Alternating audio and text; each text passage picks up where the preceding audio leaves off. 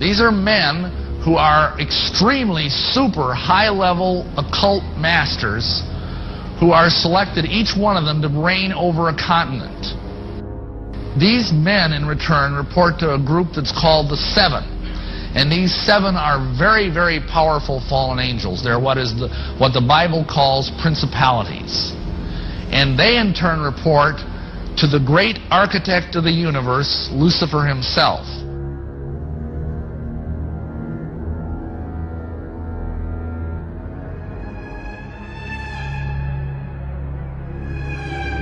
What I would say to people is, you know, if you are going to judge what this state of consciousness would do on the basis of what you would do, then you're going to lose the plot from the first, because you have a level of compassion, you have a level of empathy, that's the word, empathy, with people who suffer the consequences of your actions.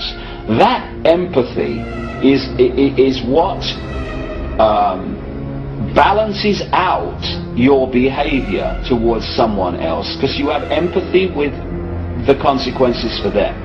You remove that empathy, and this controlling consciousness has no empathy, not even with itself, never mind its victims and its targets, because they are as ruthless with each other as they are with the human race. You take away that empathy, and there are no fail-safe mechanisms to block extreme behavior. So, whoa, the people who run America wouldn't kill 3,000 of their own people. What? They'd have a party.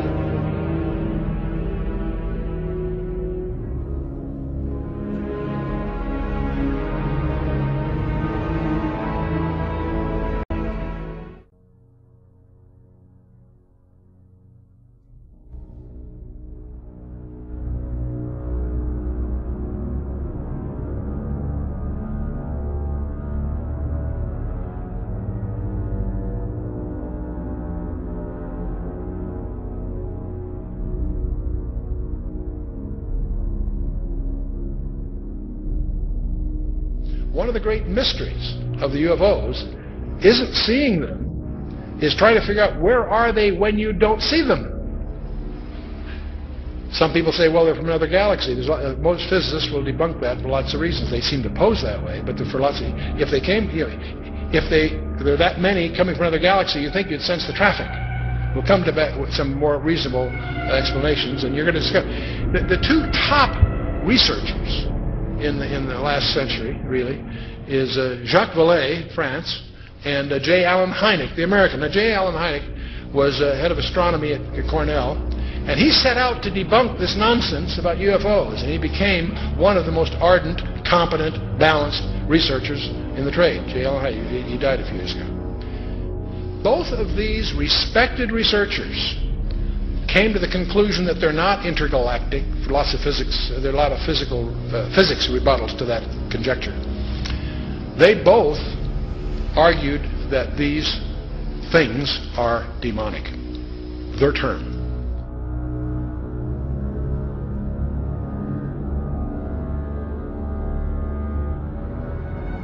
Suddenly there was a threat to this world from some other species, from another planet, outside in the universe.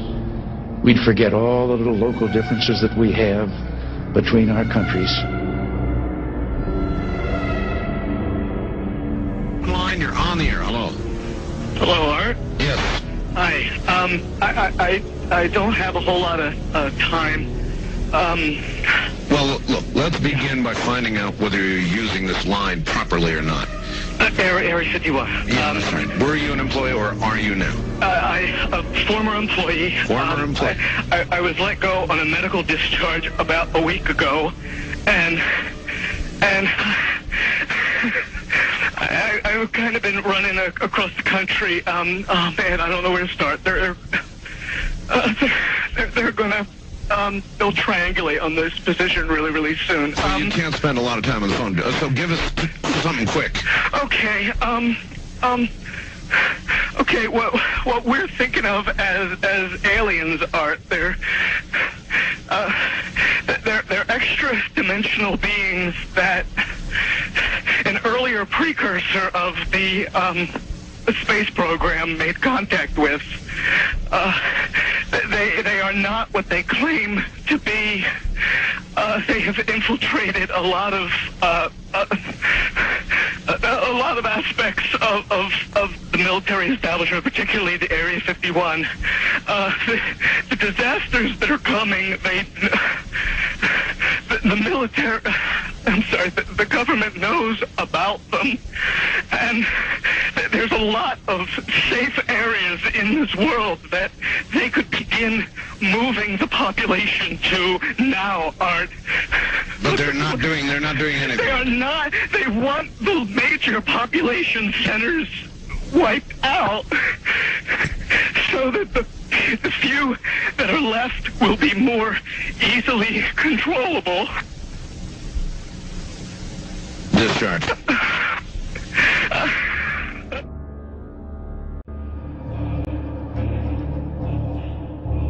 We began to investigate and find out where in the body does the temperature change the most rapidly. Și așa că ne-am dus și am făcut cercetări să vedem în care parte a corpului temperatura se schimbă cel mai mult. We spent over $1 million in taxpayer money. Am cheltuit $1.000.000 în proiectul acesta din banii celor care plătesc taxele. And when the results came back, it was determined that there were two places in the body that were ideal for the microchip. Astfel am ajuns la concluzia că erau două locuri în corpul omenesc care sunt ideale pentru a plasa acest microchip. One was just below the hairline on the forehead. Una era chiar lângă păr, pe frunte. The other place was the hand, the right hand preferred, because most people are right-handed. Alt loc era pe mâna dreaptă, pentru că majoritatea oamenilor. They told me not to read the book of Revelation. Și mi-au spus să nu citesc cartea Apocalipsa. Then one day I came to Revelation 13, verse 16. Odată am ajuns să citesc în Apocalipsa, capitolul 13, versetul 16. 16. And he caused us all, both small and great, rich and poor, free and bond, to receive a mark in their right hand or in their foreheads. Și au făcut ca toți, mici și mari, bogați și săraci, slobozi și robi, să primească un semn pe mâna dreaptă sau pe frunte. I didn't like what I saw. And I said, God, this isn't it. We didn't do it. Și am spus, Doamne, nu e asta, nu ce-am făcut noi. He said, go to the word for 666. Și Dumnezeu mi-a zis, mergi la cuvântul că... Number 10, deal with the use of slogans such as equity, liberty, fraternity into the mouths of the masses in psychological warfare. Boy, if that isn't Bill Clinton, I never saw it, never heard it before. That man is unbelievable. As former Congressman Denemeyer describes him, he's a draft-dodging, womanizing, pathological liar, and he certainly fits into item number 10. Number 11 dealt with war, number 11 theory, and gold. In 1773, Adam Weishaupt set down policies that were publicly announced in 1939, folks. 1773, publicly announced 1939 by Britain and the United States. And the war should be directed so that the nations on both sides are placed further in debt and peace conferences conducted so neither combatants obtain territorial rights. Yalta. Perfect example. Stalin, Roosevelt, Winston Churchill after World War II. Number 12. Told those present that they must use their wealth to have candidates chosen to public office who would be obedient to their demands and would be used as pawns in the game by the men behind the scenes. The advisors will have been bred, reared, and trained from childhood to rule the affairs of the world. We have that today without any question. The men behind the scenes. Number 13, control the press. If you heard my lecture yesterday on Oklahoma City, I documented that the mainstream media is being controlled by the big power people, by the phony politicians, by the bureaucrats, without any question about it. Now a question. What have Herbert Hoover, Art Linkletter, Jack London, and Richard Nixon all had in common? Well, they've all been members of the exclusive all-male Bohemian Club in California, where every year at this time, the elite from around the country get together for 2.5 weeks of fun and games. Among its members are businessmen like Leonard Firestone and Edgar Kaiser, and political figures like Gerald Ford, Henry Kissinger, William French Smith, and George Shultz.